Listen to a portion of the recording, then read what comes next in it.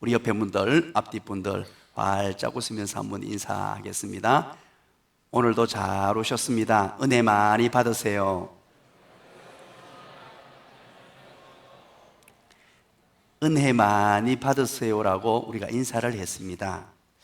저와 여러분은 하나님의 은혜가 아니면 살아갈 수 없는 존재입니다.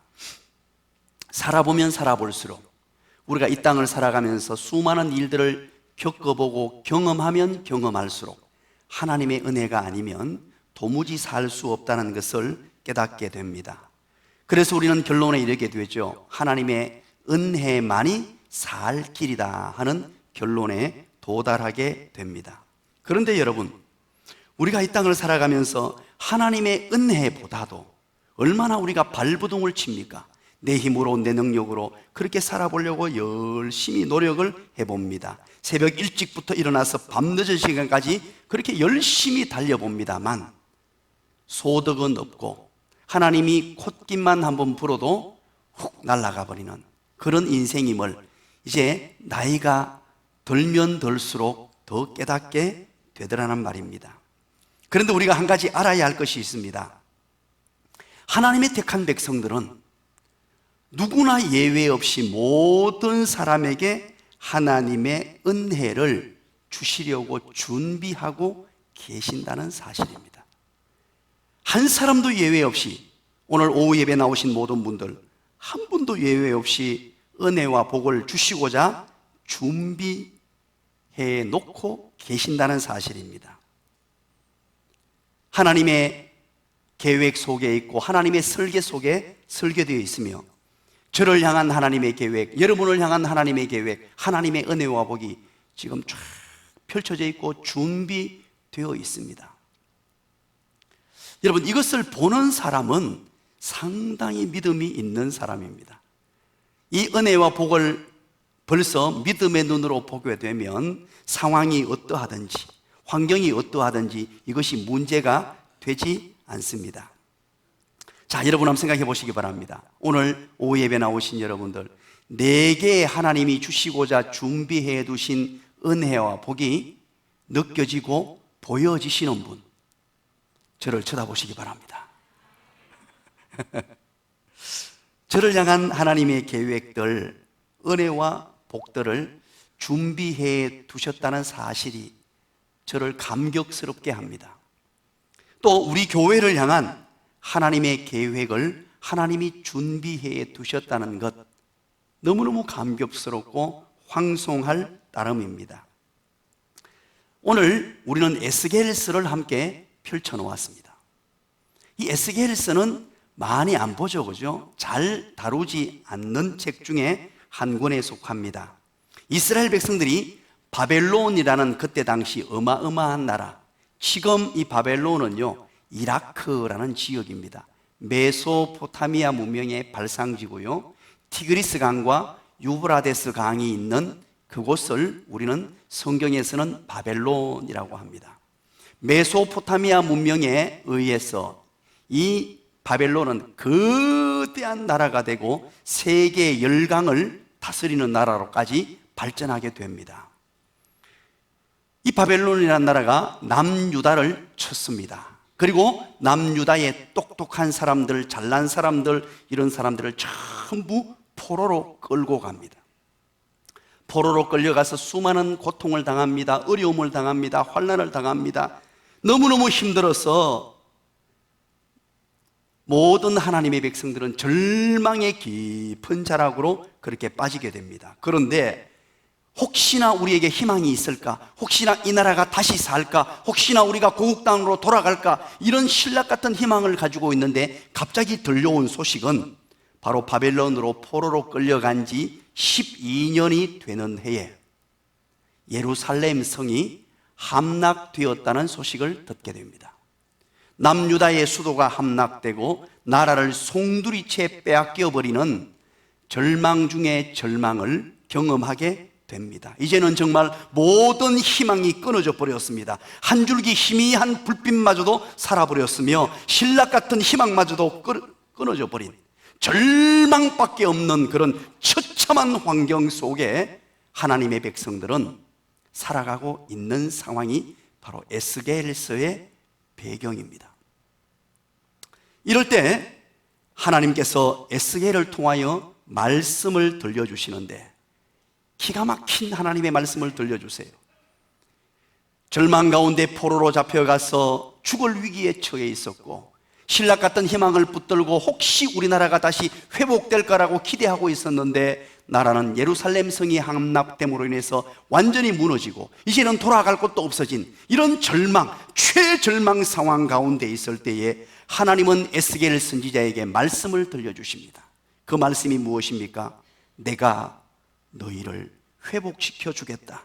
너희들은 다시 고국으로 무사히 돌아가게 될 것이다. 거기에 다시 성을 쌓고 집을 짓고 밭을 일구며 이전보다 더 견고한 성에서 좋은 삶의 터전에서 행복과 기쁨이 가득한 삶을 살게 될 것이다.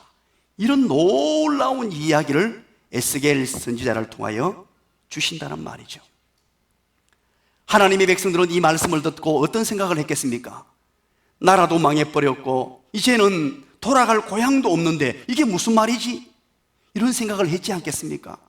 그러나 하나님의 백성들에게 살아계신 하나님께서는 미래의 비전을 제시하셨고 꿈과 희망을 제시하셨으며 너희들은 내 백성이다. 내 백성은 결코 망할 수가 없다라고 말씀해 주셨습니다. 그렇다면 한 가지 의문이 생깁니다. 왜 이스라엘 백성들에게 이런 은혜를 주셨을까요? 왜 이런 약속의 말씀을 주시며 회복의 말씀을 주시고 내가 너희들을 사랑한다, 너희들이 범죄했음에도 불구하고 그럼에도 불구하고 내가 너희를 사랑한다, 무엇 때문에 그렇게 말씀해 주셨을까요? 이스라엘 백성들이 하나님 앞에서 너무나 반듯하게 그렇게 살았기 때문입니까? 아니면 하나님의 말씀을 잘 순종했고 하나님께서 기뻐하시는 일들을 많이 했기 때문입니까? 아니면 그들이 죄를 짓지 않고 깨끗한 삶을 살았기 때문입니까? 우리 32절 한번 읽어볼까요? 그 해답을 여러분 한번 찾아보시기 바랍니다. 32절 다 같이 읽겠습니다. 시작. 주 여호와의 말씀이니라. 내가 이렇게 행함은 너희를 위함이 아닌 줄을 너희가 알리라. 이스라엘 족속아 너희 행위로 말미암아 부끄러워하고 한탄할지어다. 이런 은혜를 주시는 이유가 너희 때문이 아니랍니다. 이스라엘 너희 때문에 내가 이렇게 하는 게 아니다. 너희는 나를 배반했고 범죄의 길로 갔으며 우상을 숭배했다. 너희들은 그렇게 살았지 않느냐. 너희 때문에 그런 게 아니고 도리어 32절에 뭐라 그럽니까? 너희 행위로 말미암아 부끄러워하고 한탄할지어다. 도리어 부끄럽고 한탄할 지경이다. 너희들이 삶이 하나님을 버리고 우상을 숭배하며 또 이방과 그렇게 어울려 살았지 않느냐 하면서 하나님께서 말씀하고 계십니다. 그러면 왜 복을 주시냐는 거예요. 무엇 때문에? 우리 22절 한번 보십시다. 22절 앞으로 한 장 넘어가서 22절 우리 다 같이 한번 읽어볼까요? 시작.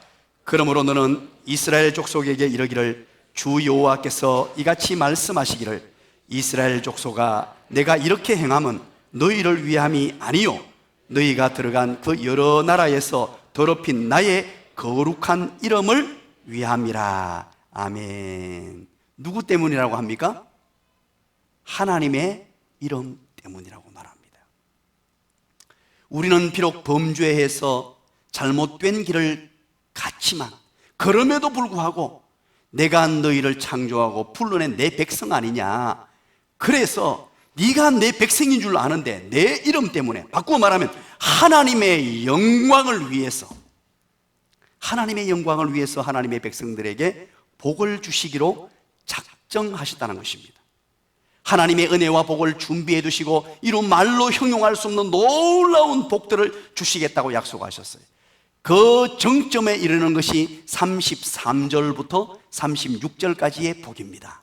우리 한번 볼까요? 33절에 어떤 복들이 주어지는지. 지금은 종살이하고 나라도 빼앗겼습니다. 모든 집도 빼앗기고 땅도 빼앗기고 고통 중에 있는 하나님의 백성들에게 어떤 약속을 하십니까? 33절 시작. 주 여호와께서 이같이 말씀하셨느니라.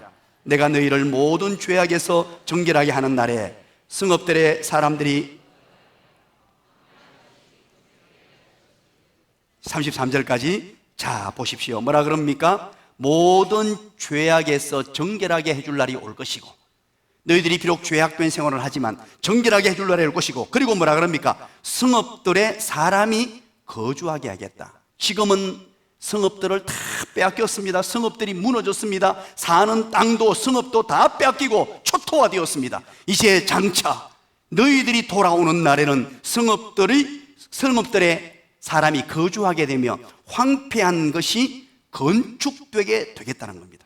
그곳에 새로운 건물들이 쫙쫙 세워지고 집이 세워지고 성이 세워지고, 34절에 뭐라 그럽니까? 전에는 지나가는 자의 눈에 황폐하게 보이던 그 황폐한 땅이 장차 경작이 될 것이다. 그 황폐한 땅이 이제 황무지가 경작이 되어서 수많은 나무들이 자라고 풀도 자라고 농사도 지어가지고 수많은 열매들을 맺게 해주겠다. 35절에 보십시오. 사람이 이르기를 이 땅이 황폐하더니 이제는 에덴 동사같이 되었고 황량하고 적막하고 무너진 성읍들이 성벽과 주민이 있다 하리니, 주변 사람들도 알게 된다는 말입니다. 이야, 저 황폐한 땅이, 저 무너진 성이 다 회복되었네. 이야, 놀라운 일이 발생했네. 모든 사람들이, 주변 사람들이 다 알도록 해주겠다는 말입니다. 36절 뭐라 그럽니까? 다 같이 한번 읽어봅니다. 시작. 너희 사방에 남은 이방 사람이 나 여호와가 무너진 곳을 건축하며 황폐한 자리에 심은 줄을 알리라. 나 여호와가 말하였으니 이루리라. 하나님이 말하였다는 것입니다. 자, 보십시오. 33절부터 36절까지는 하나님의 택한 백성들을 하나님의 영광을 위하여 은혜와 복을 주겠다는 약속입니다. 이런 놀라운 것들, 무너졌던 성읍도 회복시켜주고 삶의 터전도 회복시켜주고 그 황무지 같은 땅도 열매 맺는 수많은 과실들을 맺게 해줄 것이며, 나의 삶의 터전, 나의 무너졌던 성읍, 나의 무너졌던 가정, 나의 무너졌던 사업장, 이 모든 것들을 완벽하게 회복시켜준다. 믿으시길 간절히 축원합니다. 바로 하나님의 약속의 말씀이에요. 무엇 때문에? 하나님의 영광을 위하여. 우리는 하나님 말씀 앞에 온전히 세워질 수 없습니다. 아무리 바르고 하려고 노력하고 애를 써도 죄를 짓고 실수하고 에라를 범하는 것이 우리 인생입니다. 그럼에도 불구하고 하나님의 택한 백성들에게는 반드시 이렇게 해주겠다 약속을 해요. 야, 기가 막힌 은혜 아닙니까? 그런데 이런 은혜와 복을 약속해 주놓고 반드시 주겠다고 약속하셨는데 37절이 중요합니다. 이 반드시 주는데 언제 주느냐? 이것이 오늘 본문의 키워드요, 핵심입니다. 에스겔 선지자를 통하여 하나님의 택한 백성들의 회복, 하나님의 택한 백성들이 잘 되게 해주겠고, 무너졌던 성읍, 무너졌던 땅, 무너졌던 사업장, 무너졌던 가정, 모든 것을 회복시켜 주리라 약속했는데 37절에 이 말씀을 우리가 기억하고 지켜야 한다는 말입니다. 우리 37절을 뜻을 생각하면서 천천히 한번 읽어보겠습니다. 시작. 주 여호와께서 이같이 말씀하셨느니라. 그래도 이스라엘 족속이 이같이 자기들에게 이루어 주시기를 내게 구하여야 할지라. 내가 그들의 수요를 양떼같이 많아지게 하되. 아멘. 그래도의 동그라미를 쳐놓으십시오. 그래도의 동그라미를 쳐놓으시고 내게 구하여야 할지라의 동그라미를 쳐놓으십시오. 오늘 본문에 중요한 우리 하나님께서 하시고 싶으신 말씀입니다. 오늘 이 본문 전체에서, 어쩌면은 이 에스겔 전체에서 이제 37장에 넘어가면 마른뼈 환상을 비롯하여 놀라운 일들이 막 일어납니다. 하나님께서 베푸신 은혜와 기적들, 하나님의 베푸신 은혜와 복들이 막 에스겔을 통하여 막 주어지거든요. 환상도 보여주고 하는데, 중요한 것, 이런 놀라운 은혜와 복들을 하나님이 준비해 두시고 하나님께서 주시고자 해놓으신 이 모든 것들, 내 삶에 무너졌던 삶의 터전들, 내 삶에 무너졌던 미래의 비전들, 내 삶에 무너졌던 내 가정, 이 모든 것들을 회복시켜 주시겠다고 약속하셨는데, 언제? 내가 이렇게 약속하고 반드시 해주겠다고 했다. 하지만 중요한 게 있다. 그래도 내게 너희들이 구하여야 할지니라. 이게 하나님의 법칙입니다. 신앙생활의 비결이고 성경의 원리이며 하나님이 복 주시는 하나의 중요한 방법입니다. 이 방법을 깨닫지 못하면 공허한 신앙생활이 되고, 뭔가 열심히 신앙생활하는 것 같은데 해답을 찾지 못하며, 열심히 달려가는 것 같은데, 수고하는 것 같은데 열매 없는 신앙생활이 되게 됩니다. 그래도 내게 구하여야 할지라. 이 놀라운 은혜와 복들이 다 주어졌습니다마는 우리 하나님께서는 하나님의 법칙이 이렇다, 내가 세운 법칙이다, 성경의 원리다라고 선언하시면서 우리에게 말씀하십니다. 바꾸어 말하면 구하기만 하면, 하나님의 백성이 하나님 앞에 나와서 살아계신 하나님 도와주세요. 사랑하시는 자가 병들었나이다. 사랑하시는 자가 아픕니다. 사랑하시는 자의 삶에 문제가 생겼습니다. 사랑하시는 자의 가정에 문제가 생겼습니다. 하나님께서, 주께서 사랑하시는 자의 심정에 심각한 문제가 생겼습니다라고 하나님께 부르짖고 하나님께 간구할 때 우리 하나님께서는 하늘 문을 여시사 이 에스겔서를 통하여 약속한 모든 축복의 말씀들이 내 것이 되는 줄 믿으시기를 간절히 축원합니다. 이제 우리는 40일 천국 잔치가 시작되었습니다. 아무리 생각해도 이것이 웬 은혜인가? 우리 교회에 어떻게 이런 하나님 은혜를 주셨는가? 수많은 교회들이 있습니다만 40일이라는 이 단어에 겁을 내면서 잘 하지 못합니다. 그런데 하나님께서 왜, 아마 대한민국에서 몇 개 교회밖에 없을 것입니다, 이런 우리 교회에 기도할 수 있는 자리와 여건과 환경을 주셨는가? 아무리 생각해도 이게 은혜입니다. 오늘 낮에 어느 한 집사님이 잠깐 오셔서 이런 말씀을 하시더라고요. 목사님, 이번 주 40일 특세 얘기하시며 설교하실 때 눈곱만 치매 부담이 되지 않습니다. 이게 은혜로 다가오고, 또 하나님이 이번 40일을 통하여 어떤 은혜를 베푸시며 기적을 베풀어 주실까 기대가 됩니다. 이런 이야기를 해요.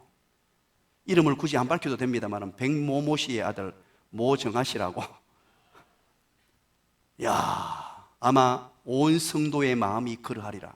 왜냐하니까 40일 천국잔치를 통하여, 특세를 통하여 기도했던 분들만 아는, 하나님이 주시는 은혜와 복을 누려보았던 분들만 아는 은혜일이라 생각이 됩니다. 말씀의 결론을 맺고자 합니다. 믿음의 사람 다윗은 사무엘하서 7장 27절부터 29절까지에서 하나님의 약속의 말씀을 받습니다. 약속의 말씀이 무엇입니까? 내가 너를 위하여 집을 세우리라 하면서 하나님의 어마어마한 축복의 말씀을 줘요. 그때 왜 다윗이 이런 위대한 사람이 되었느냐 하면, 이 축복의 말씀을 받았을 때에 다윗이 즉각적으로 하는 행동이 있습니다. 그게 바로 사무엘하서 7장 27절 하반절 말씀입니다. 주의 종이 이 기도로 주께 간구할 마음이 생겼다라고 하면서 하나님 앞에 나와 부르짖어 기도하게 됩니다. 이것이 다윗이에요. 여러분, 성경을 보면 이런 공식이 성립됩니다. 하나님의 은혜와 복을 허락해 놓으시고 보따리째 준비해 두셨는데 어떤 사람은 받을 수가 없고 받지를 못합니다. 그냥 한 귀로 듣고 한 귀로 흘려버리고 어떤 여건과 환경 속에서 다 놓쳐버리고 사는, 평생 그렇게 사는 사람이 있을 수 있지만, 하나님의 은혜와 복이 주어졌을 때 그것을 두 손으로 불끈 잡고 다윗처럼 주의 종이 기도할 마음이 생겼습니다. 이제부터 간구하겠나이다라고 덤벼들어 위대한 하나님의 사람 다윗이 된 것입니다. 이제 우리 함께 출발해 보십시다. 내일 새벽입니다. 옆에 사람에게 한번 얘기해 주시기 바랍니다. 내일 새벽입니다. 이제 아이들 손에 손을 다 맞잡고 나오십시오. 한번 이번 기회를 통하여 하나님 주시는 은혜, 특별히 나 개인에게 어떤 은혜를 주시는지 여러분 기대하십시오. 기대는 믿음의 다른 표현입니다. 하나님, 내게, 내 가정에, 내 사업체에, 내 자녀에게, 내 육체에, 혹시나 여러 가지 기도 제목들, 오늘 오전의 말처럼 목마름을 경험하신 분들이 있습니까? 한번 부르짖읍시다. 이번 기회를 통하여 40일간의 긴 여정, 이제 중간쯤 가면 뭐 하다가 일주일쯤만 가도 힘이 들 거예요. 그거 당연합니다. 힘이 들어요. 저도요, 한 일주일 가면 3, 4일째가 제일 힘들더라고요. 강단에 앉아 있으면요, 어깨 축지부터 다리부터 아프고 심지어 엉덩이까지 쥐가 납니다. 막 쥐가 나고요, 막 그럽니다. 그걸 고비를 탁 넘기고 나면 그때부터는 이게 막 하늘문이 열리는 것을 경험해요. 만만치 않을 것입니다. 그렇기 때문에 은혜의 처소인 것입니다. 이번 2019년도에도 하나님이 주시는 은혜와 복들 한 번도 놓치지 마시고, 이 오늘 에스겔을 통하여 약속해 주신 이 하나님의 말씀, 이 말씀을 내게 그대로 받아서 믿음을 가진 자는 간구하고 그래도 내가 구하는 자에게 주겠다라고 약속하신 이 말씀 부여잡고 기도함으로 기적의 주인공, 기도 응답의 주인공, 축복의 주인공, 간증의 주인공들 다 되시기를 주님의 이름으로 간절히 축원드립니다.